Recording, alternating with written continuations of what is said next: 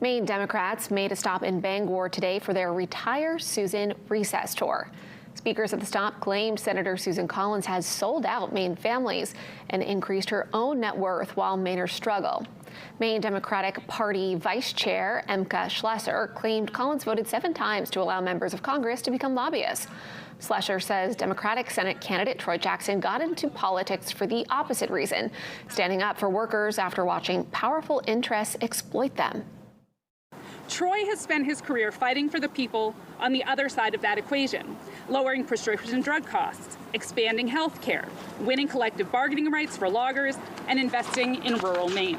Because working people are getting squeezed while the wealthy and the well-connected keep getting richer. Mainers deserve a senator who understands which side we're on. A senator that will bring us together. A senator who will work with us to champion policies that will bring down gas prices, make groceries affordable, and get us the health care that we deserve. The tour will make its final stop in Biddeford while Senator Collins is in Maine for the legislative recess.